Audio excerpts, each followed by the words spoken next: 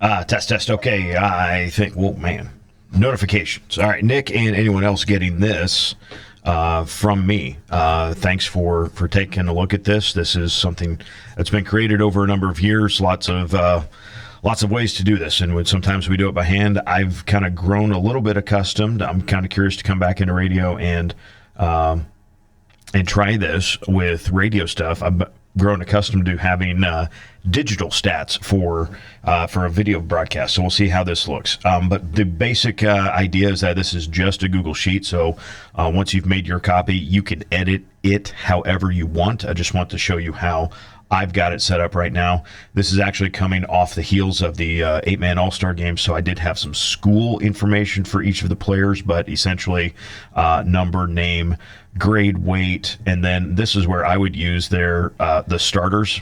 Again, just a roster sheet is all this is. If you want to put more information at the bottom because you've got some room, I look at this as kind of the way to be able to print the rosters. I like to have both teams on one page, and if there's other stats, then I can print that on a different page. So that's PBP rosters over here. Then the next page I want to take you to is actually the summary, and then we'll come back to what looks like East and West. So summary is kind of where you can see everything that this sheet can track for right now.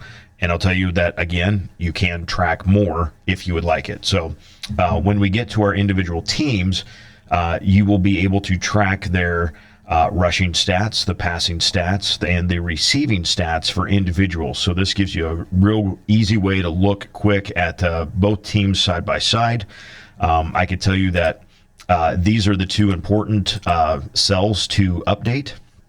These two cells are then tied to all of the other sheets as far as which is which team. So making sure you get those, and then you can format them or you cannot. I just like the colors, so I'm a colorful kind of guy, and so I like to do that. So, but these words do change. If you change this to Mustangs, for instance, it should update. You saw it in a lot of different places, and also it should update on the correct team as well. So, but isn't that fun? McCool Junction is the Mustangs. So we're going to change this back to Sutton because we got a Mustang on Mustang matchup early in the season. But this is kind of the quick overview. Both teams here on the left. More of your team stats, the cumulative stats here on the right. I will say that there are a couple of cells, and I'm sorry, I forgot this one. So let me hit this quick to tell you that the cells in yellow do not have anywhere that information is tied to. So that's a physical input, if you will, as far as this goes. All of the other numbers, from the rushing attempts and the touchdowns to first downs to third down conversions, penalties, punts, punt returns, kick returns, if you want to try to keep all of that, everything else is tracked on a number on a sheet, except for the ones like PAT conversions. That's a big deal, obviously, especially in 8-man and 6-man football. What are you converting? 6-man, if you were doing a lot of 6-man games, you might want to actually add a column here to be able to see the 1-point versus 2-point conversions, right? Down here, if we scroll a little bit, you'll see that we have some numbers already in here, and then these are blank up here. What you would want to do is, at halftime of your game, is you would copy and paste exactly what you have down here into your top cells here so that it will overlap. Because what these cells are actually formatted to do is take the total minus the first half and give you the second half. Well, right now it's only got the totals in here because that's all we've done for the game, right? But we can see that if we go copy and paste, that nothing worked correctly. And then we undo that Z. I don't know why that worked. That's what it should do, though. We'll come back to that, right? Well, maybe we'll clean that up a bit. And then over here on the far right, and again, everybody has this tracked a little bit differently, but I like to have kind of a scoring breakdown, especially when you get into those 8-man games, sometimes even the 11-man games where you get score back and forth, back and forth, back and forth. It's kind of fun to be able to see the score actually translate and kind of run on down here. This is not tied to anything. This is usually what I try to do some sort of typed shorthand chicken scratch kind of thing so that I can remember it was Molt from 7 yards, conversion fail, and then the quick time. I do time like first quarter, 2:45. Or there we go, 2:23. First quarter, 2:23 left, boom. And I could type that in quick during the break before kickoff. Get all that in there.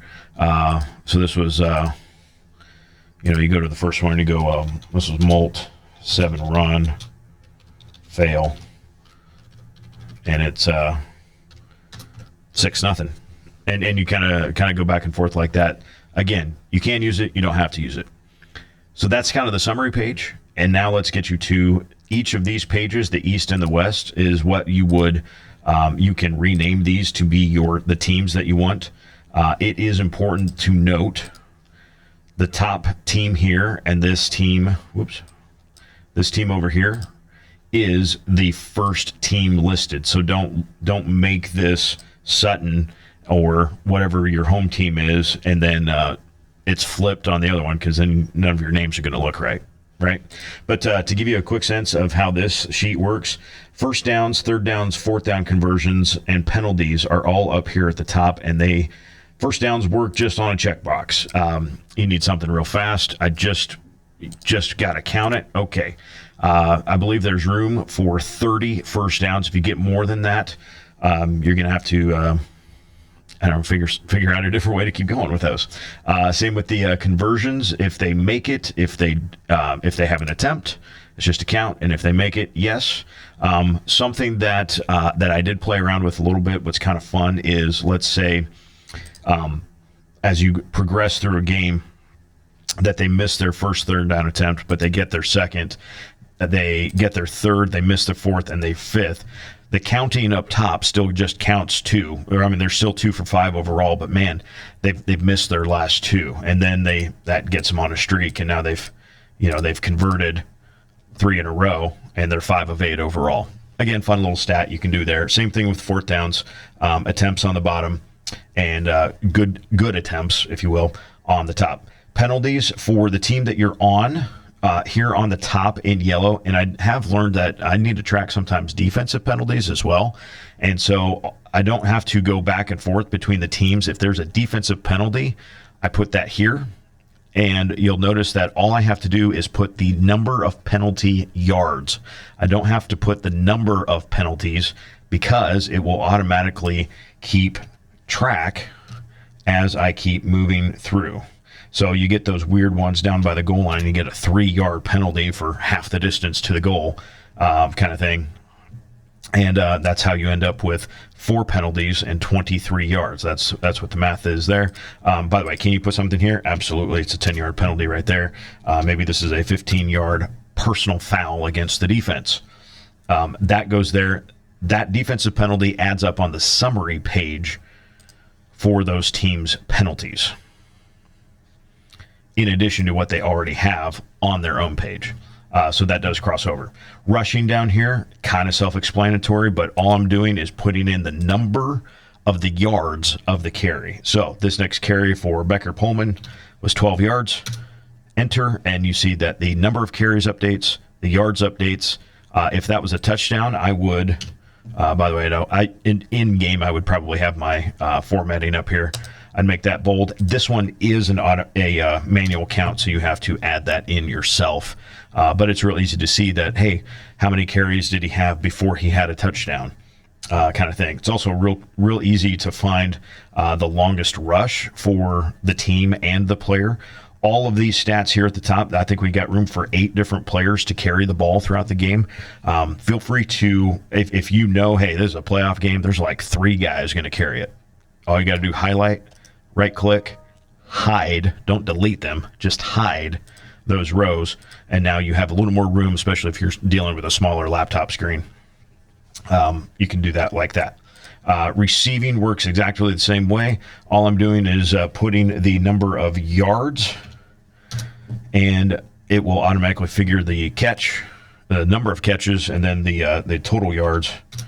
And same way as above, if it's bold, it's a touchdown. That one was bold, and that one was bold. But of course, there's another aspect to that, and that's the touchdown or the passes thrown by the quarterbacks, and that's where we get to this, our passing stats. I've got room for 3 different quarterbacks in the game. Attempts work just like the first downs up above. If it's an attempt, it's a checkbox. Real easy, real fast. If it's incomplete, it's one checkbox, and you're back to doing whatever else. If they complete it, then all you have to do is put the number of yards. 21 yards, perhaps, on that particular completion. Oh, it was a touchdown. That's bold. I'm adding 1. And off I go. Maybe this is probably 0. Probably hasn't thrown 4 interceptions. Again, fun way to be able to say, hey, this passer has only hit 2 of 6 overall, hit their first, and hit the most recent. And that's the important one because that's the go-ahead touchdown with 2 minutes to go in the ball game. Gives you also their completion percentage. That will update as well. If we add more attempts, we can get that. And if we, of course, make nothing going to add up there because you got to make sure it goes in the right cell. But you can see real quick that we got back to 50%. We're 4 of 8 for 80 yards, 2 touchdowns, and no interceptions. If you do throw an interception, what's cool is it's still an attempt. You come up here quick, and you turn it red. Super fast. Again, those attempts work super easy. Down here at the bottom, with a little bit of more formatting, you can put your punt returner and or kick returners down here, but they add up the same way. You will get the number of attempts over here on the left, so the 12 on that one and 2 on that one. We'll get you the total numbers, and of course you'll be putting your player information in on this page as well. Of course, we've been looking at the East. The West is the exact same thing, just for the other team. So each team has their own tab. So really in game, you're going back and forth between both teams, and then maybe you're doing kind of a game reset. It's kind of nice to have a kind of an all-encompassing page to see whatever stat you want to look at real quick. Who's having the big game, who's averaging a bunch of yards per attempt. You'll see even here, I figured this is the NCAA football, the way they figure their passer rating. I don't know why. Once a long time ago, I thought, well, that'd be kind of fun to track for some high school kids. And so the math is already built into it. As long as you put all of the numbers in correctly, that's the formula for what the quarterback rating is. I will say that's the QB rating for the whole team, so it's actually figured off of 18s, which actually have. Oh no, I do have formulas down here because it's like each of these stats times a certain amount, and so that's how you figure up the quarterback rating for. It's the NCAA quarterback rating. So that is how to use the sheet. Again, lots of different things you could do with it, but it can be pretty easy if you want that too. Let me know if you got any questions. Happy to help out.